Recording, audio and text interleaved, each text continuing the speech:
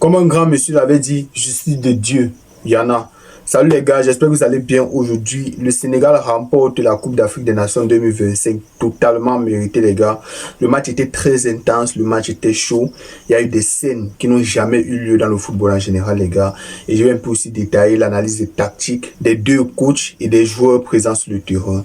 Donc si tu es nouveau sur la chaîne, n'hésite surtout pas de t'abonner et d'activer la cloche de notification les gars. On va commencer déjà le match avec les absents. Il n'y avait pas Koulibaly du côté du Sénégal qui était absent, forfait, blessé.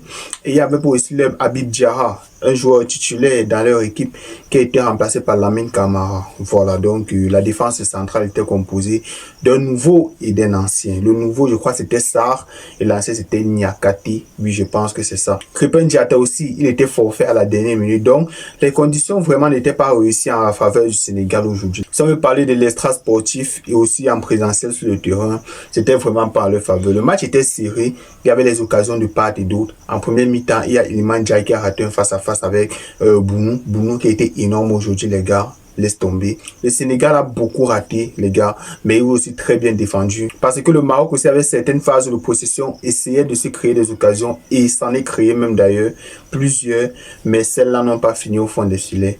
Dénouement final, la première mi-temps, ils entrent au vestiaire sur le score de 0 but partout. Les gars, match très serré, la position est assez équivalente et tout. La deuxième mi-temps commence comme la première mi-temps s'était terminé, les gars. Toujours avec beaucoup d'intensité, les gars. Vraiment, moi, ce que j'ai envie de retenir de ce match, c'est l'intensité. On a vu d'un côté Sadio Mané, toujours métronome sur le terrain, il dirigeait ses joueurs et tout. Tu sens vraiment que c'est l'âme de cette équipe. Et aujourd'hui, on va encore parler de sa prestation. Et on va parler de l'altercation à la fin du match, les gars, parce que c'était légendaire. Je crois sur l'histoire des finales, peu importe les compétitions, hein, en Afrique, en Europe, en Asie, bref, toutes les compétitions qui ont eu une finale. Je n'ai jamais vu des joueurs quitter le terrain pour aller dans le vestiaire. Je n'ai jamais vu des joueurs quitter le terrain pour aller dans le vestiaire. Les gars, c'était du n'importe quoi.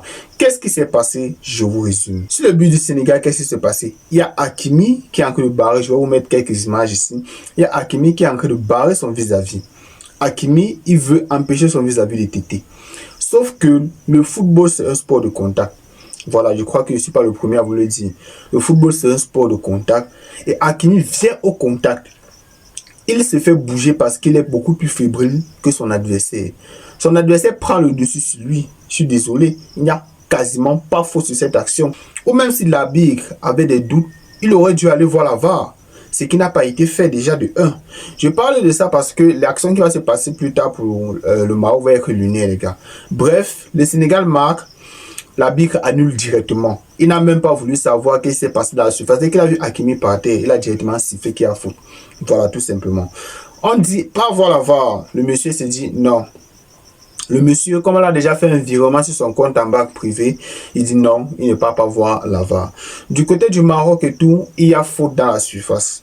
Là, il faut qu'on dise les termes. Il y a faute dans la surface. C'est pas comme si on les a volés ou quoi que ce soit. Il empêche Brahim Diaz, qui est dans l'action de jeu, de pouvoir jouer le ballon. Là, j'espère qu'on est d'accord.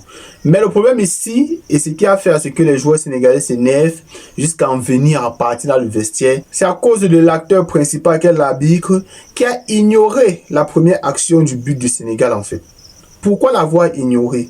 Une action qui était censée être un but en fait. S'il y avait eu but sur cette action, je pense que la suite aurait été tout autre. Je ne sais pas si vous êtes d'accord avec moi.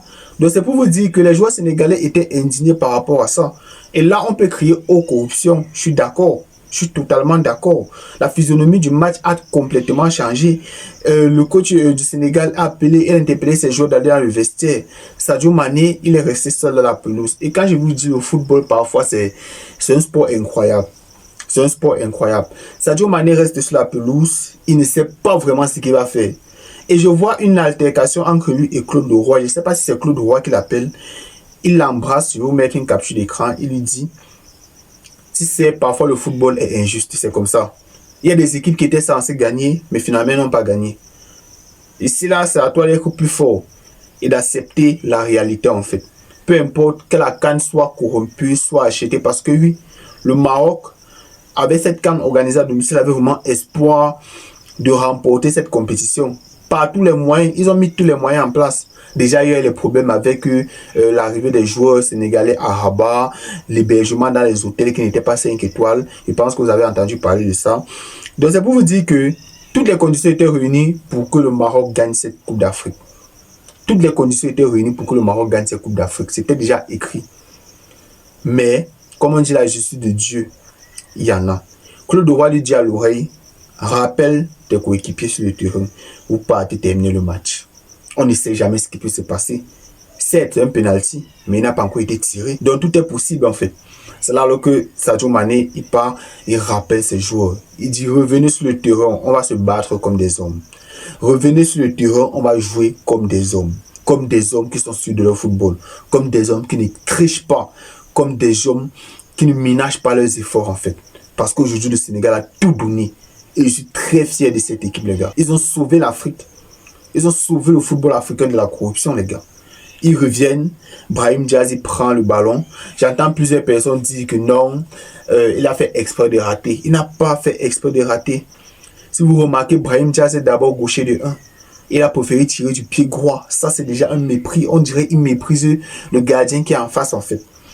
Et en plus de ça, à travers tout ce vol, il ose faire une panenka face à un gardien expérimenté comme Edouard Mendy. Je ne sais pas si on lui a dit que Edouard Mendy a joué à Chelsea quand Chelsea a remporté la Champions League en 2022. Je ne sais pas si on lui a dit ça.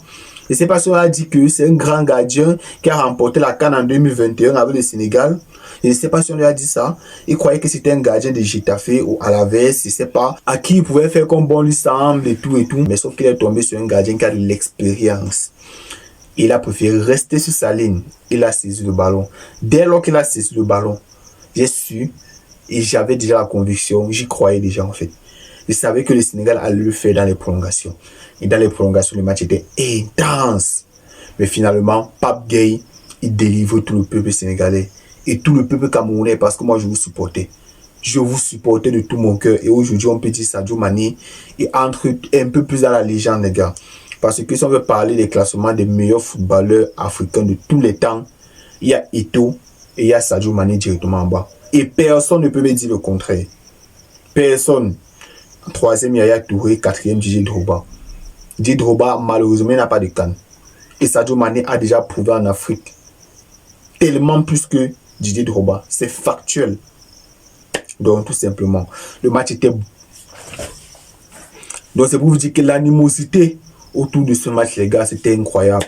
À la fin, on voit Brahim Diaz en pleurs, Hakimi qui n'en revient pas, Bounou et un défenseur, ils sont en pleurs, bref, Enesiri en pleurs, tout le monde en pleurs, tous les joueurs marocains en pleurs, les gars. C'était vraiment, mais vraiment, c'était pas beau à voir. On ne gagne pas en trichant. On ne gagne pas en trichant. Le football ne ment pas, les gars.